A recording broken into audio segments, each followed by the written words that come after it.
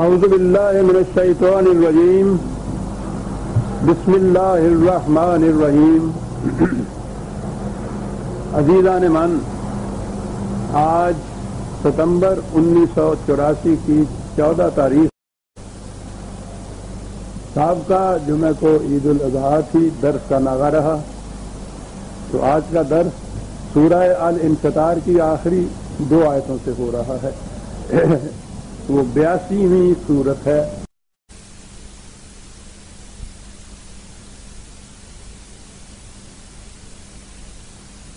ایک ہی آیت اور قرآن کی ساری تعلیم کا نچوڑ۔ آپ سوچ لیجئے کہ کتنی اہم چیز ہے جو آ رہی ہے۔ ملخص اس کا پنجابی کی جو تت کر دیا ہے کہ یہ بات ہے کیا۔ آیتیں ہیں، اوپر آیا تھا یتلونہا یوم الدین، اور آیتیں یہ شروع ہوئی کہ ما ادراک ما یوم الدین۔ کہا تھا کہ یہ واقعہ ہوگا یوم الدین میں۔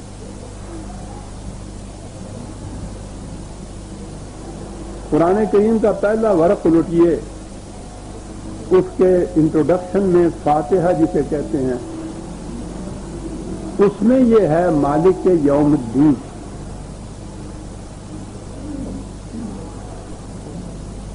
کے لیے ہمارے ہاں تراجم یہ ہے مالک دن جزا کا، اور جزا کا دن قیامت کا، تو گویا یہ بات کچھ قیامت کی ہو رہی ہے۔ اور جیسا کہ آپ نے اکثر اب سنا ہوگا درس میں، قرآن کریم کے یہ سارے مقامات جتنے بھی ہیں ان کو قیامت تک کی اٹھا رکھا ہوا، قیامت موجود کی کوئی بات نہیں ہوتی ہے۔ حالانکہ قرآن اس دنیا میں انسانوں کی ہدایت کے لیے آیا ہے۔ وہ ٹھیک ہے، قیامت مرنے کے بعد کی زندگی، آخرت، جزا، سزا، وہ اپنے مقام پہ ہے، لیکن وہ اس زندگی کے بعد کی بات ہے۔ وہ اس دنیا میں انسان کو رہنا سکھاتا ہے۔ تو پہلی چیز تو یہ دیکھنی ہوگی کہ یہ اس دنیا میں اس کا کیا تعلق ہے۔ مالک کے یوم الدین، دن یوم کے معنی دن رکھ لیا، ٹھیک ہے، اور دین جزا کا دن اس کے معنی قیامت رکھ لیا۔ لیکن الدین جو ہے وہ صرف یہ جزا کی بات نہیں، وہ تو نظام زندگی ہے اس کے معنی۔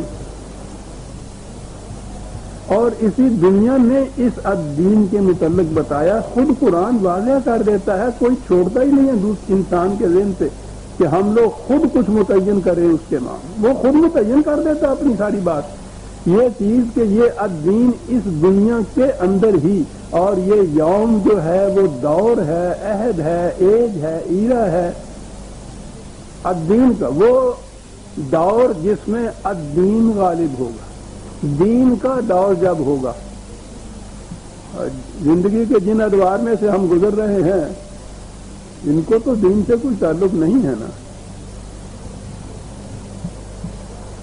اگرچہ مذہبی پیشوائیت کے اعتبار سے تو لا دینی اتنی ہے کہ سوٹ پہنا ہوا ہے، کرزن فیشن ہے، سگریٹ پی رہا ہے، مغرب کا کر رہا ہے، تو یہ لا دینی ہو جاتی ہے۔ تو گویا اپنا دور جو ہے جس میں کچھ وضع قطع تراش خراش اس انداز کی ہو، جیسا وہ سمجھتے ہیں کہ شرعیہ، وہ دینی ہو جاتا ہے۔ دینی اور لا دینی یہ نہیں ہے۔ قرآن بتا رہا ہے هو الذی ارسل رسولہ بالہدی ودین الحق، خدا نے رہنمائی بھیجی اور دین الحق بھیجا۔ کائے کے لیے کیا مقصد تھا؟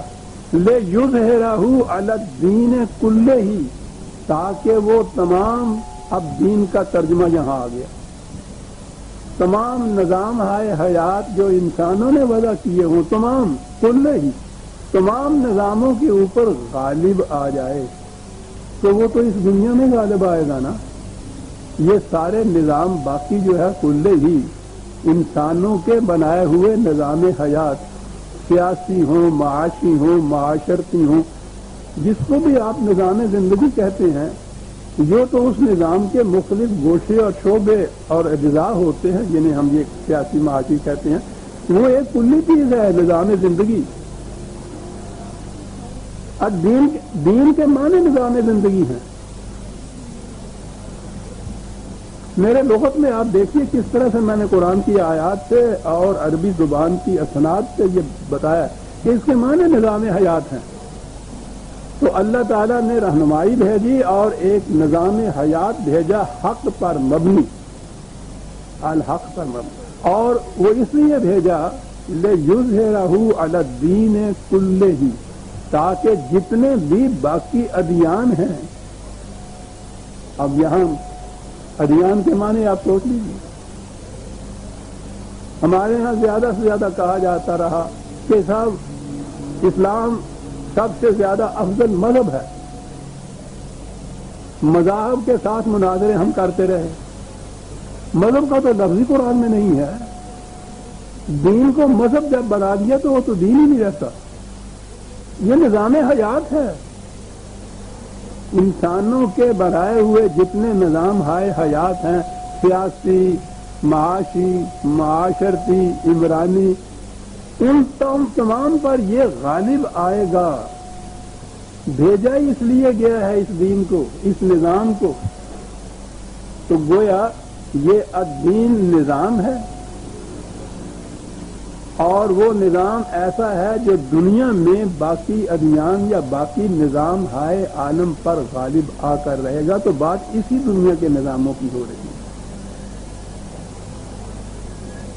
یوم الدین جو کہا ہے سورہ فاتحہ میں شروع میں ہی، ابتدا میں ہی، وہ دور ہے جس میں الدین غالب آئے گا، اور اس کے لیے ایک ہی خصوصیت بتائی ہے کہ اس میں اختیار اور اقتدار، مالک صاحب اختیار صاحب اقتدار صرف خدا ہوگا، یہ خصوصیت ہے اس کی۔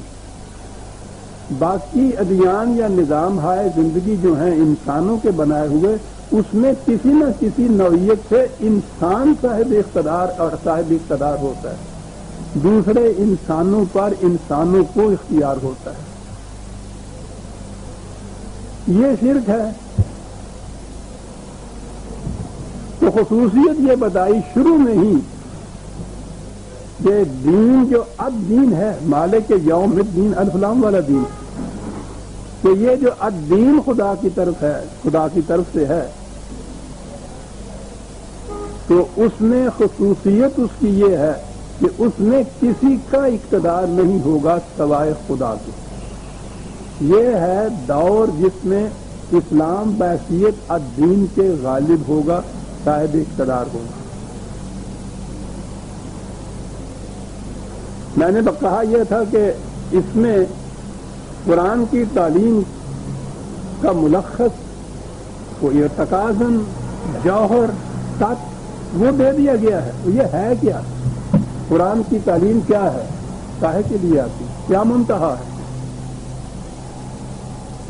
یہ میں پھر عرض کروں گا بار بار، آخری پارہ ہے، آخری پارے کی آخری صورتیں ہیں، آخری آیتیں ہیں، آخری بات یہ بات عرض کر رہا ہوں۔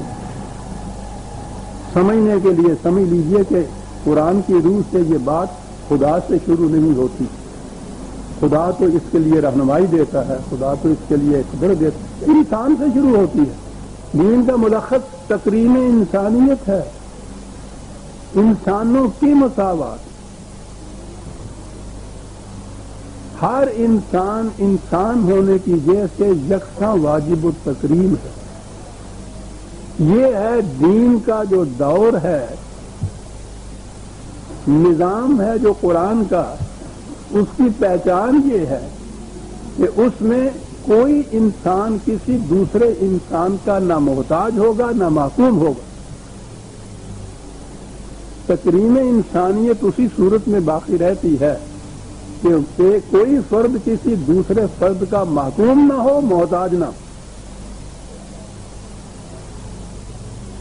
اقبال نے اپنے ہاں جو ایک نقشہ کھینچا ہے بہشت کا، اس میں یہ بتایا ہے اس دور کا، اس نظام کا، کہ کس دری جا سائل و محروم نیس، کہ اس میں کوئی شخص نہ محتاج ہے نہ محروم ہے اپنی ضروریات زندگی سے، اب جو مولا حاکم و محکوم میں کوئی یہاں رعیت نہیں، بادشاہ نہیں، حاکم نہیں، سربراہ نہیں، کوئی محکوم نہیں، کوئی حاکم نہیں،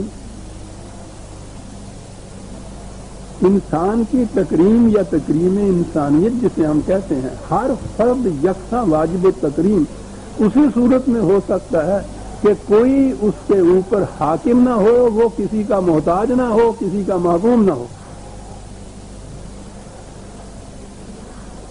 اسی کا نام مساوات انسانی ہے، یکساں انسان.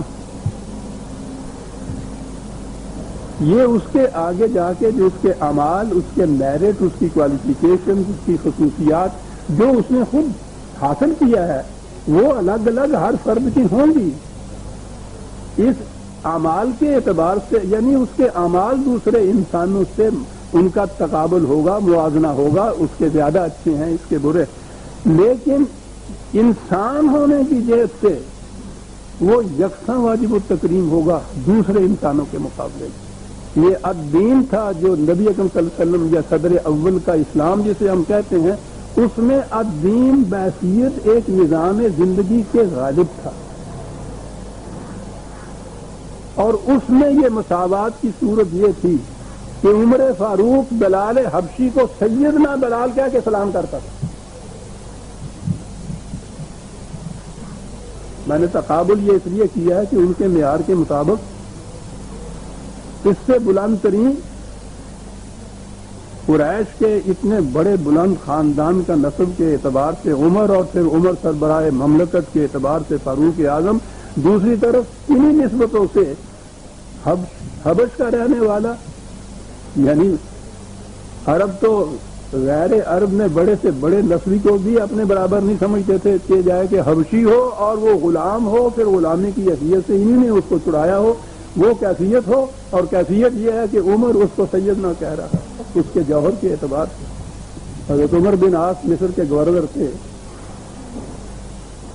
حضرت عمر کو معلوم ہوا کہ انہوں نے اپنے مکان کے آگے ایک ڈیڑھ بنوا لی ہے کہ وہ لوگ آ کے وہاں بیٹھ کر انتظار کیا کریں. انتظار گاہ سمجھ لیجیے، وہ گھر کے اندر ہوں اور وہ پھر باہر اس کے اندر آئیں.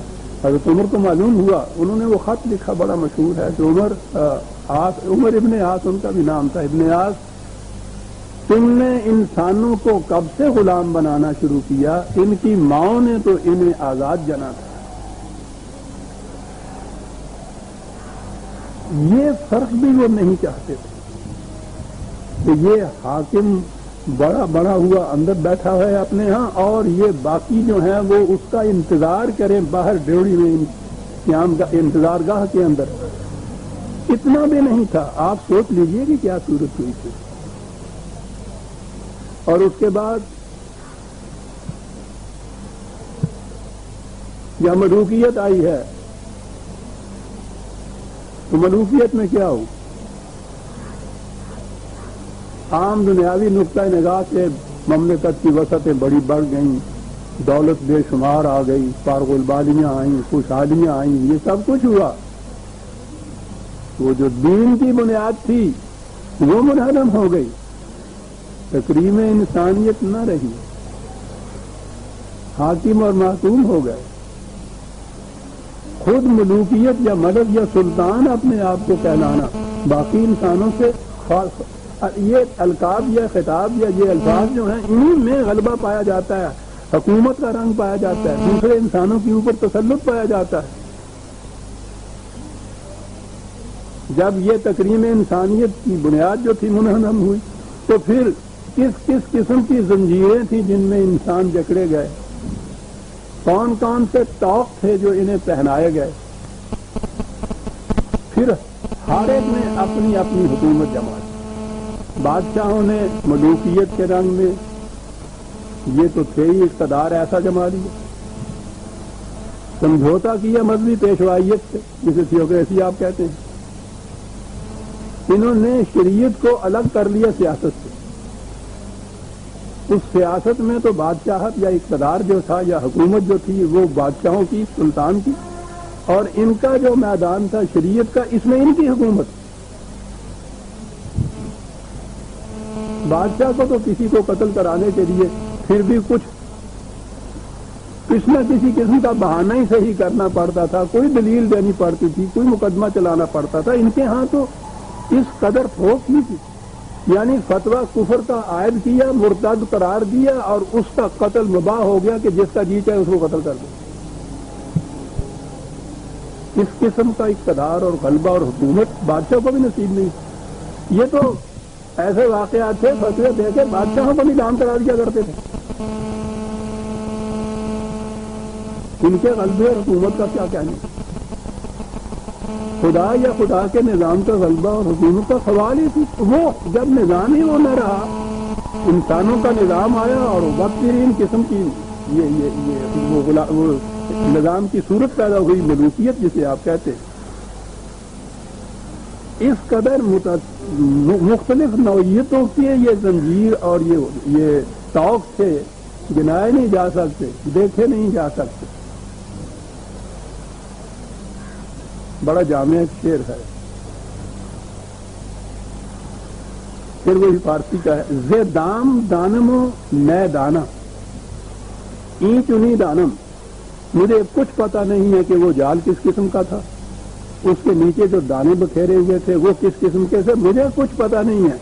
این قدر دانم، میں صرف اتنا جانتا ہوں کہ زے فرق تابا قدم ہر کے ہست در بندست، کہ میرے سر سے پاؤں تک جو کچھ بھی ہے وہ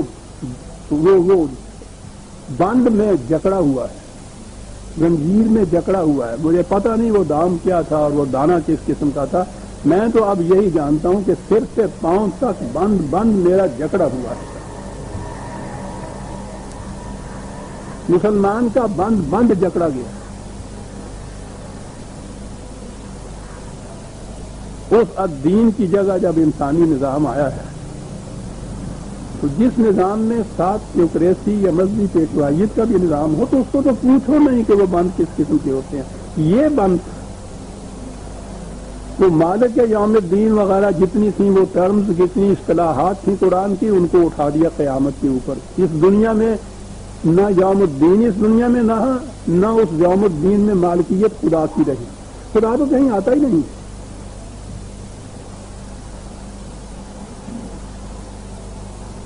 قرآن نے یہ بتایا وہ جو مالک یوم الدین تھا اس کی تشریح یہاں کی. کہا کہ تم جانتے ہو یوم الدین کیا ہوتا ہے، اس میں کیا ہوتا ہے، کیا انداز ہے. ما درا کا ما یوم، لیکن یہ بات تمہیں خدا کے سوا کوئی نہیں بتا سکتا. خدا ہی بتائے گا، کیونکہ بڑی اہم چیز تھی. 2 دفعہ کہا ثم ما درا کا ما یوم الدین. ارے پھر سنو کہ یہ صرف خدا بتائے گا، کوئی انسان نہیں بتا سکتا کہ یوم الدین ہوتا کیا ہے. دین کا نظام جب قائم ہوتا ہے تو اس دور میں اس دور کی خصوصیت کیا ہوتی ہے یہ خدا ہی بتا سکتا ہے. عزیزان مان سنیے، لکھ رکھیے، نوٹ کر لکھیے، ہمیشہ کے لیے اس کو ذہن میں رکھیے کہ یہ الدین ہوتا کیا ہے. جب دین کا غلبہ ہوتا ہے، دور ہوتا ہے، یوم ہوتا ہے، اس میں کیا ہوتا ہے؟ اس میں ہوتا ہے یوم لا تملک نفس لنفس شیئا. 4 لفظ ہیں. کسی انسان کا کسی دوسرے انسان پہ کوئی اختیار نہیں ہوتا.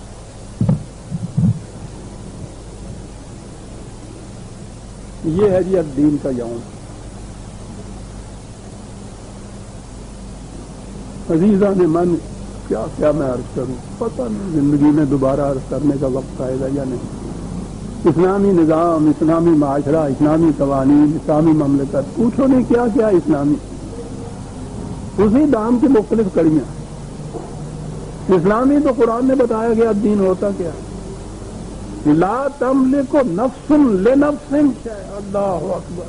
کوئی فرد کسی دوسرے فرد پر کسی قسم کا کوئی اختیار، کوئی اقتدار کچھ نہیں رکھتا. نہ کوئی کسی کے لیے کچھ کر سکے گا، نہ کوئی دوسرے کا محتاج ہوگا، نہ کچھ چیز سے کرانا چاہے گا. اللہ اکبر، اللہ اکبر. یہ آزادی انسان کے تصور میں یہ آزادی نہیں آ سکتی. عزیزان من، آزادی کے لیے متلاشی ہے انسان. آج زیادہ سے زیادہ سیاست میں وہ جمہوریت تک پہنچا، وہ بھی ایک انسان کی محکومی نہیں، انسانوں کا ایک گروہ ہو جاتا ہے 51 جس کو کہتے ہیں، وہ ان کی غلامی ہوتی۔ انسان تو انسانوں کی غلامی سے نکل ہی نہیں سکتا، انسانوں کی محتاجی سے نکل نہیں سکتا۔ اس وقت تک بھی حالانکہ یہ آسمان تک ہوا ہے اور جا رہا ہے اس سے بھی آگے، لیکن کارے ضمیرہ نے کو ساختہ، جو ساتھی نے کہا تھا نا، تو کارے ضمیرہ نے کو ساختی کہ بر آسمان نیز برداشتی۔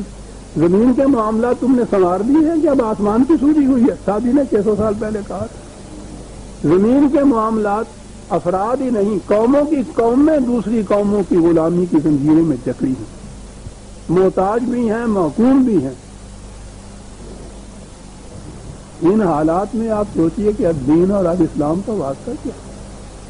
یہ ہے یوم الدین جب ہوگا، جب دین کا نظام کہیں ہوگا تو اس کی پہچان یہ ہوگی کہ اس میں کوئی انسان کسی دوسرے انسان پر کسی قسم کا اقتدار اور اختیار نہیں رکھے۔ اب یہاں یہ بات پیدا ہوئی کہ اقتدار اور اختیار نہیں ہوگا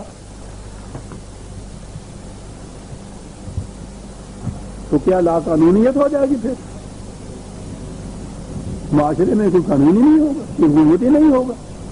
قرآن عزیزہ نے من جو ہی یہ چیز آئی سامنے، کسی انسان کا انسان پہ اقتدار نہیں ہوگا، تو آگے بات صاف کر دی، والامر یوم ذل اللہ، اس دور میں حکومت، قانون، اختیار صرف خدا کا ہوگا، اور خدا کا اقتدار خدا نے خود بتا دیا، ما انزل اللہ کا اقتدار۔ اس نے کہا کہ ہم بھی ایک ڈکٹیٹر کی طرح اپنی حکومت نہیں کام کرنا چاہتے کہ جس وقت جی چاہے ہمارا یہ حکم دے دیا، جس وقت جی چاہے وہ دے دیا۔ ہم قانون کے ذریعے سے حکومت کرنا چاہتے ہیں، اور قانون کا ضابطہ ہم نے قرآن کی شکل میں دے دیا، مکمل یعنی اس میں ہم تبدیلی بھی نہیں کریں گے۔ اللہ اکبر! اس قسم کا قادر مطلق، اس قسم کا صاحب اقتدار، اور اپنے اوپر پابندی یہ عائد کی کہ ضابطۂ ہدایت، ضابطۂ قوانین دیا مکمل، ہم اس میں اضافہ نہیں کریں گے۔ لا تبدیل لکلمات اللہ، ہم اس میں تبدیلی نہیں کریں گے، اور محفوظ کر دیا ہم نے اسے، کوئی اس کو کسی طرح سے رد و بدل نہیں کر سکے گا۔ محفوظ، غیر متبدل، مکمل ضابطۂ ہدایت یہ دے دیا کہ اس کا اقتدار ہوگا، ہمارا اقتدار یا خدا کا اقتدار جسے کہتے ہو، وہ ہمارے اس ضابطے کا اقتدار ہوگا۔ یہ دیکھا نا اپنا رول آف دی لا۔ آج کل کہا جاتا ہے کہ انسان نے سب سے بڑی چیز جو کہی ہے وہ یہ کہ انسان کی حکومت نہیں، رول آف دی لا، قانون کی حکومت۔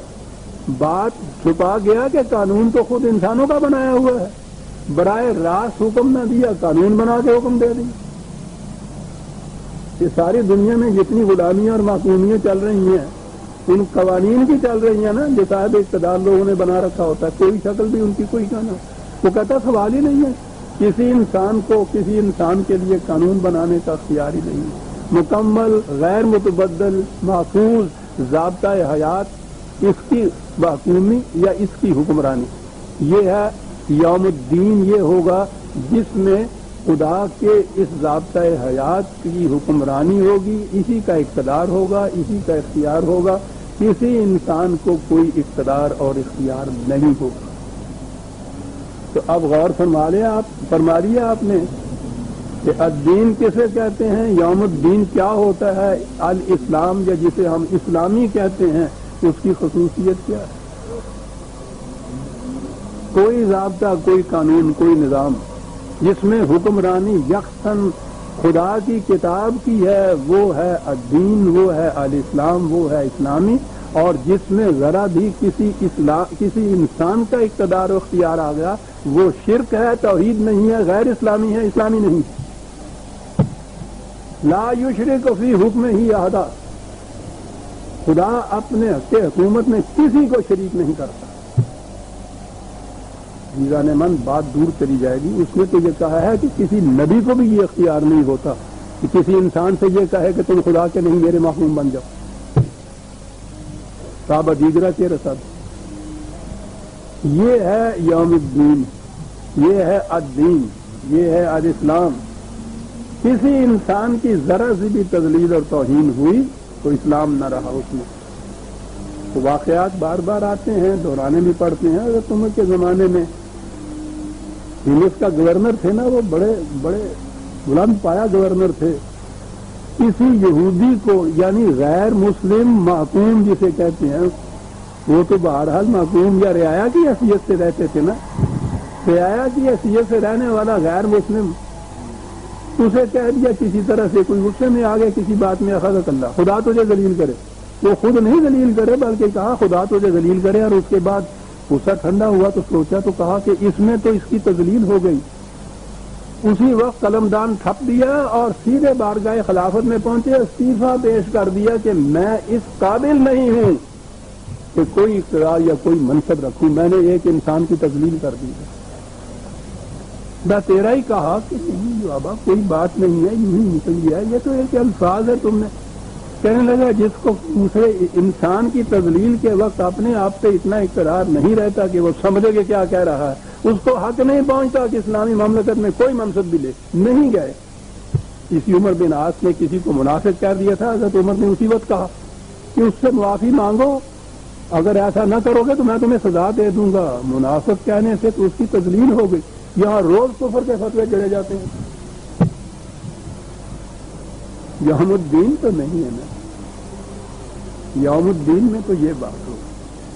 ما ادراکا ما یوم الدین ثم ما ادراک ما یوم لا تملک نفس لنفس شیئا والامر یومئذ للہ. اللہ اکبر. آ گیا نا 4 لفظوں کے اندر سارا ہی اسلام کا نچوڑ اس کے اندر.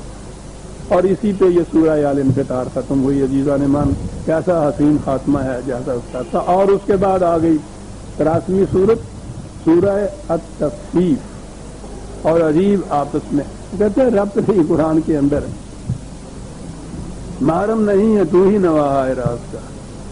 یہاں جو کہا ہے کہ الامر یومئذ للہ، اس میں لا تملک لنفس کے اندر حکومت کا شائبہ نظر آتا ہے، اختیارات سیاسی نظر آتے ہیں. لیکن دوسری چیز جو میں نے ابھی عرض کی، محتاجی تو معاش میں ہوتی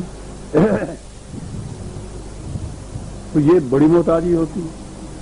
اقبال نے جب کہا تھا کہ کس نہ گردد در جہاں محتاج کس، نقطۂ شرع مبین این نست و بس.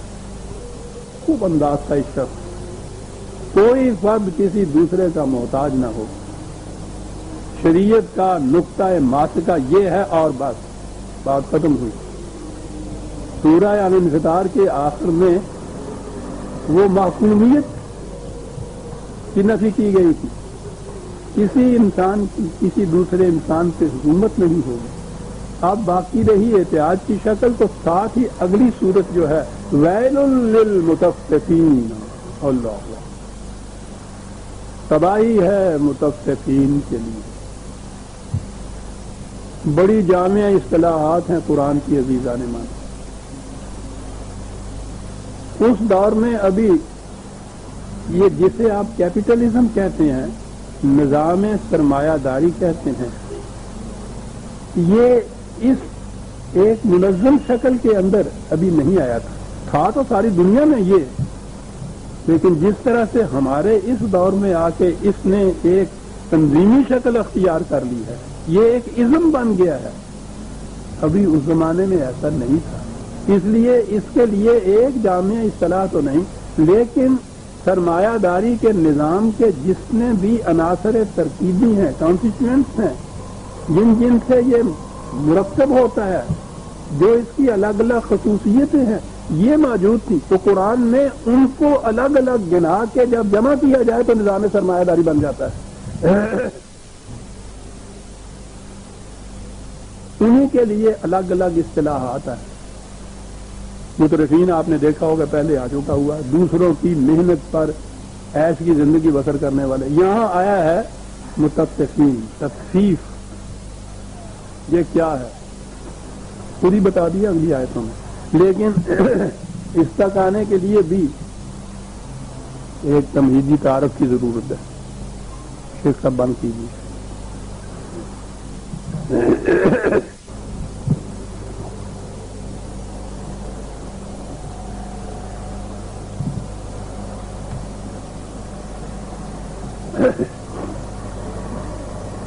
کی آزادی کے زمانے میں جو ان کی لڑائیاں ہوئیں،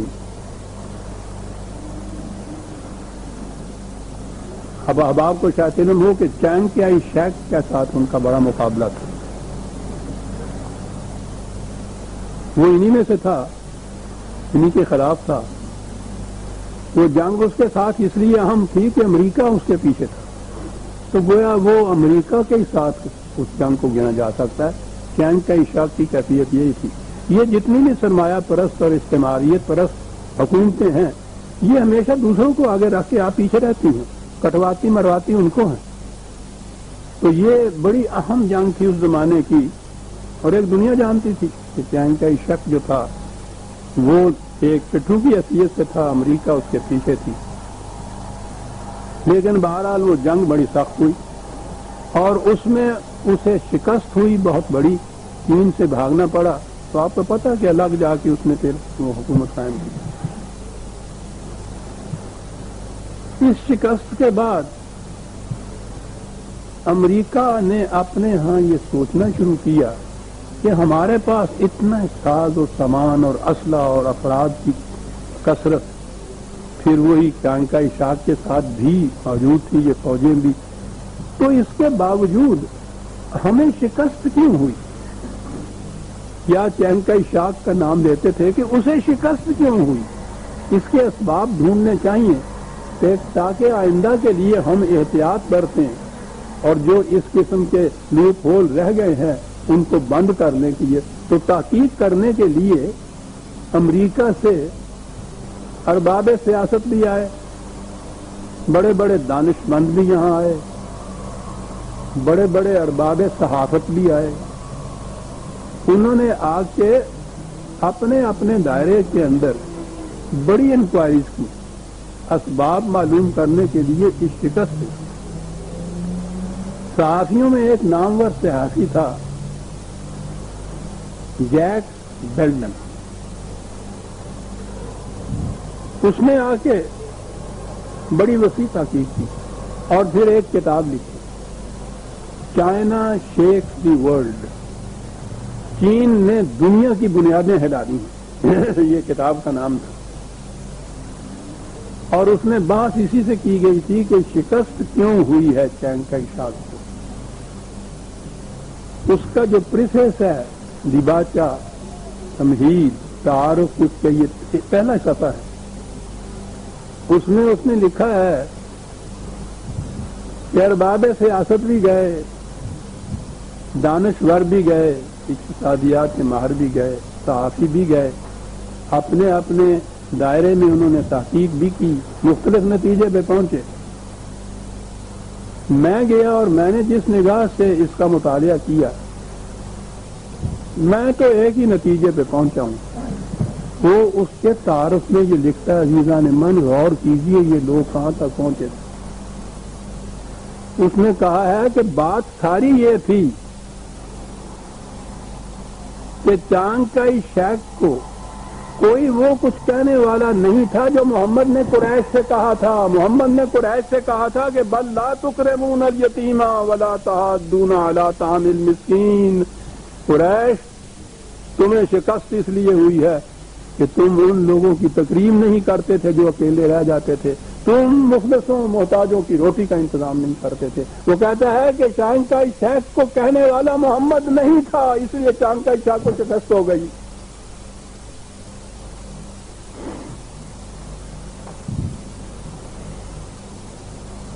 کہا میں تو اس نتیجے پہ پہنچا.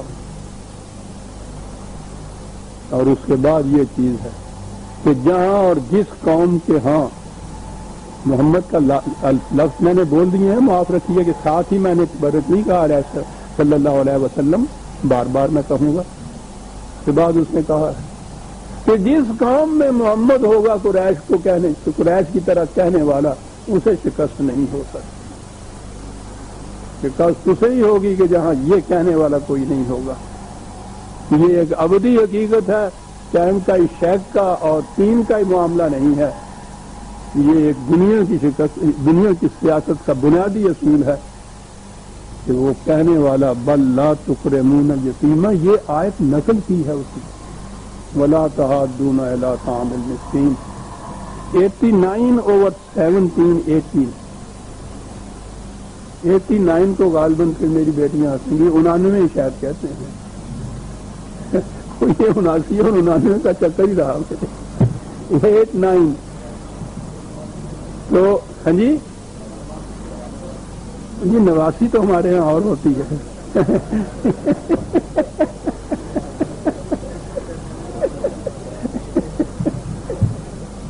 اور سیدھی گل ہے یار پنجابی سارے بیٹھے ہیں، 99 میں کی فرق آ جاتا تھوڑے سمجھا نا؟